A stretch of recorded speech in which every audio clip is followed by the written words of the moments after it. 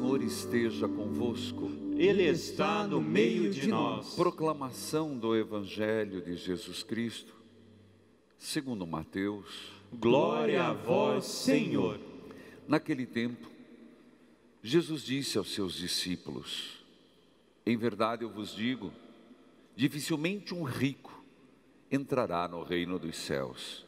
E digo ainda, é mais fácil um camelo entrar pelo buraco de uma agulha do que um rico entrar no reino de Deus.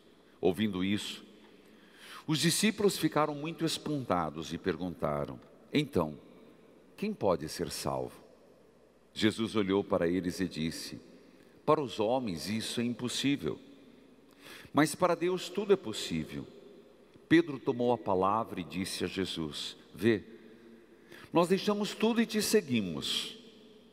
O que haveremos de receber? Jesus respondeu: em verdade eu vos digo, quando o mundo for renovado e o Filho do Homem se sentar no trono da sua glória, também vós me seguistes,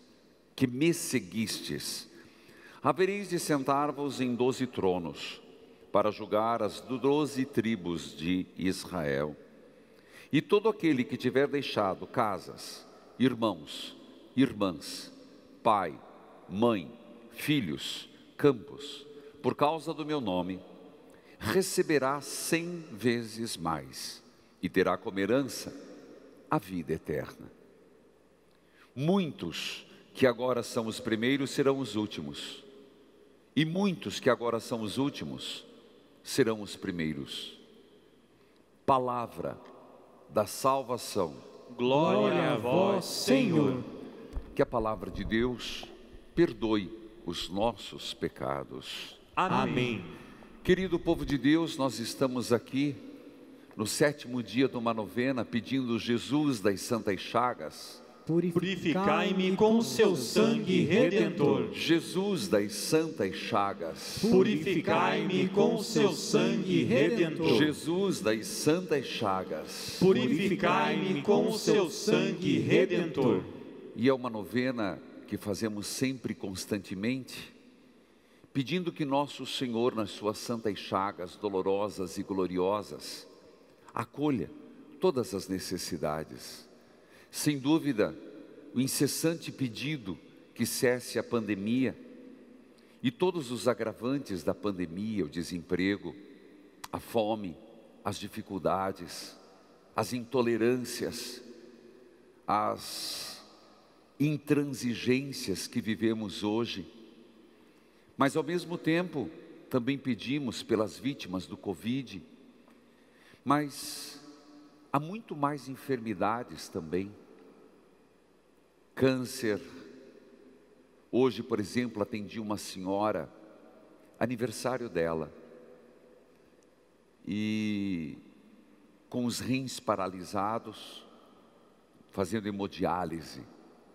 Então é tudo isso que nós colocamos nas santas chagas de Jesus, confiando que Ele possa, como o próprio Evangelho nos diz, sobre o Filho do Homem, e ser esse Deus que tudo pode, esse Deus tudo é possível, como o Evangelho fala tão claramente.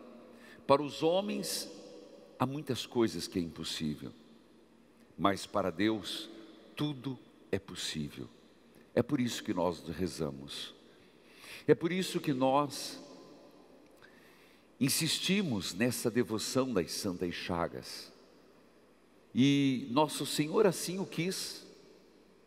É por isso que nós dizemos a todos nessa fase tão difícil, e nós vivemos um momento no mundo, no Brasil, muito sensível, e vocês percebem, uma sensibilidade muito grande. Nós somos chamados a colocar toda essa realidade na presença do Senhor.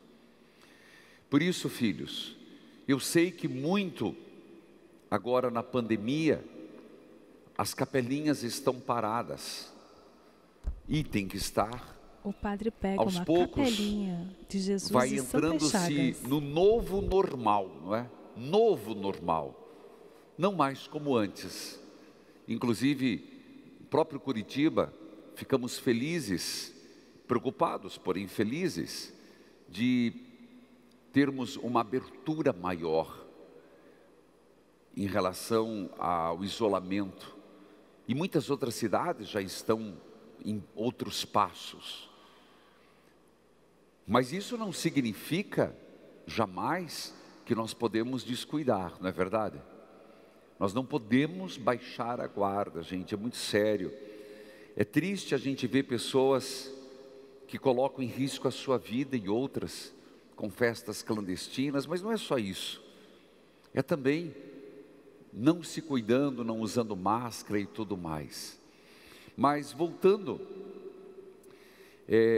nós percebemos e estamos vivendo as santas chagas do Senhor, e as capelinhas estão paradas por um tempo, mas os grupos continuam fortes, uns rezando do seu jeito, usando Facebook, usando live, usando WhatsApp. E eu aproveito para dizer, que tal você de qualquer parte do Brasil ajudar a divulgar Jesus? Eu repito, divulgar Jesus Cristo pelas santas chagas. E é bonito de se perceber por onde passam as capelinhas, e vão voltar. A pandemia há de cessar, né? E nós vamos voltar a circular com as capelinhas. As pessoas têm reencontrado esperança, paz, e mais do que isso, é um voltar-se para a pessoa de Jesus Cristo. Então eu digo, se você que é mensageiro, mensageira, persevere. Você que percebe os frutos da devoção das santas chagas, torne-se. É só entrar em contato conosco através do 0 operadora 41 3221 6060, ou manda um e-mail mensageiros@evangelizarepreciso.com. Mas filhos, seja pelas capelinhas, seja rezando o terço das santas chagas, seja a novena das santas chagas que fazemos, como é importante, exatamente pelo mundo está assim, estarmos num momento muito difícil, sensível, de muita intolerância, nós recorrermos àquele que pode fazer a diferença, Jesus Cristo. E nós não podemos esquecer essa meta nossa, nós não podemos esquecer esse nosso objetivo. E eu diria que o Cristo, como nós cantamos, que assumiu nossas dores, Ele assumiu, e Ele continua a assumir a humanidade, Ele continua a assumir, Ele é o nosso intercessor diante de Deus. Amado povo de Deus, como é bom sabermos a quem recorrer, não é verdade? Como é bom sabermos que o Senhor, Ele continua a se preocupar, a estar conosco.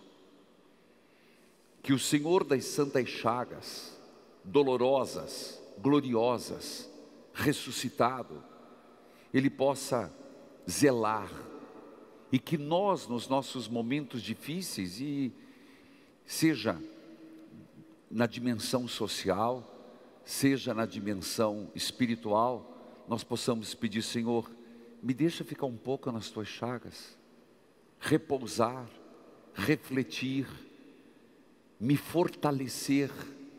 Nós precisamos estar fortes, nós não precisamos só estar com a imunidade alta, precisamos também comer bem, descansar bem, estar com a imunidade alta, mas nós precisamos estar forte em Deus, nós precisamos estar fortalecidos.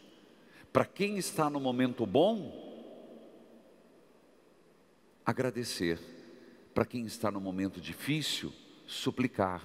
Mas também, para quem está no momento de bonança, fortalecido para o combate que se manifesta quando a gente menos espera. Essa é a devoção daquele que na cruz derramou seu sangue por todos nós. Filhos queridos, e hoje nosso Senhor no Evangelho, como nos relata o apóstolo Mateus, nos fala sobre o reino dos céus. E onde ele falava com um jovem rico, e eu chamava a atenção sobre a vontade da eternidade, nosso Senhor hoje, a mesma coisa, dizendo que dificilmente um rico entrará no reino dos céus. Alguém poderia pensar: padre, mas como entender isso? Ser rico é um problema? Ser rico não é um problema em si. O problema ele se desdobra a partir de onde veio a riqueza, com que circunstâncias, quais as circunstâncias que levaram à riqueza. Se for de forma corrupta, desonesta, fruto de exploração, isso clama aos céus. Mas segundo, Momento de homilia. não é só como veio, é como usufrui. Padre Reginaldo Manzotti. Como você usa dos bens. E não é errado alguém que nasceu, você podia perguntar, alguém que veio de uma família, é errado? Não. Mas torna-se um problema da forma como usufrui dos recursos que tem. E aqui não vamos pensar, meus irmãos, em pessoas milionárias, é isso que fala, né? Pessoas muito ricas. Não vamos pensar naquele grupinho que desculpa, aquele grupinho que detém os mais ricos do mundo. Nós sabemos que, infelizmente, a realidade é assim. A grande maioria vive sem nada e um pequeno grupinho detém tudo. A gente sabe que é assim. Mas não vamos se referir a esses. Vamos falar de riqueza como condições de vida, isso que Deus quer para todos. Que Deus quer que todos tenham. Então, vamos pensar nas nossas posses. Como nós usamos? Como nós nos valemos? Como nós sabemos colaborar? Porque a grande riqueza aqui, dificilmente um rico entrará no reino dos céus. Está falando porque geralmente um rico se torna autorreferência de si mesmo. A riqueza basta. Isso é uma verdade. A grande maioria, e isso Jesus está denunciando, por ter bens, por estar muito confortável, a pessoa não se preocupa com o outro, nem escuta o outro, nem se interessa pelo outro, porque parece que não existe o problema da fome, não existe o problema da dor, não existe o problema da miséria. E quando nós entendemos a encarnação de Deus, até tem uma frase que diz: Deus, sendo Deus, abriu mão de toda a divindade para se tornar homem, em tudo menos o pecado. Você entende que Ele mergulhou na fragilidade humana, Ele se dispôs de abrir mão de muitas coisas, para viver a contingência humana, assumir nossas dores e entender as nossas próprias dores. A partir do momento que alguém se isola, e é muito fácil se isolar, não isolamento da pandemia, isolamento da indiferença, isolamento de você não se preocupar, nem se interessar pelas necessidades do outro. É fácil a gente cair nisso. Nós esquecemos daquilo que Deus fez por primeiro, tornar-se um de nós. Por isso, Jesus disse: é mais fácil um camelo entrar no buraco de uma agulha do que um rico entrar no reino dos céus. O grande apelo aqui é a conversão, de ter, mas não se deixar possuir pelas coisas. É entender que o ter nunca será mais importante que o ser. E isso são pequenas conversões nossas. Por exemplo, não tratar o outro a partir do que ela aparenta ter pelas roupas. Nós estamos vendo na mídia isso muito forte, né? Foi clássico o fato daquele motoboy maltratado, não foi? Há coisas que eu posso falar, coisas que não convém, mas isso é de comum acordo. Não se trata aqui de quem fez, se trata de como tratamos o outro a partir do que ele aparenta ter. E às vezes nós temos que nos cuidar de tratar diferenciado alguém pelo carro que tem. Ninguém é chamado a ser amado pelo que tem, ou amar pelo que o outro tem. Nós somos chamados de o amor, ele não é medido pela conta bancária, pelo carro, ou pela marca, ou pela casa, mas pelo que ela é. E é impressionante o ser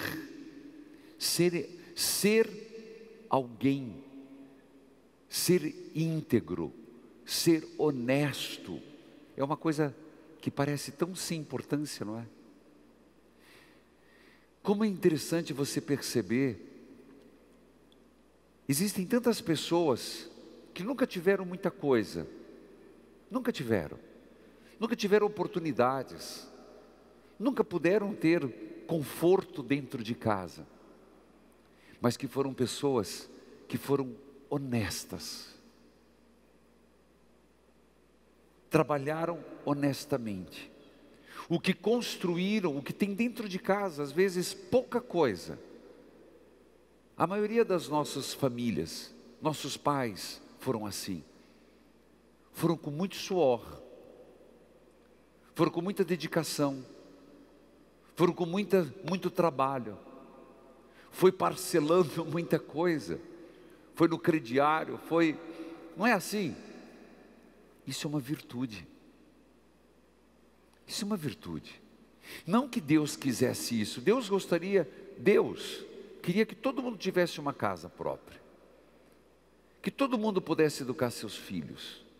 Pode ter certeza que Deus queria que todo mundo tivesse um carro na garagem, que todo mundo tivesse plano de saúde, nem plano, tivesse saúde. Deus queria isso, porque quem é pai quer os filhos assim.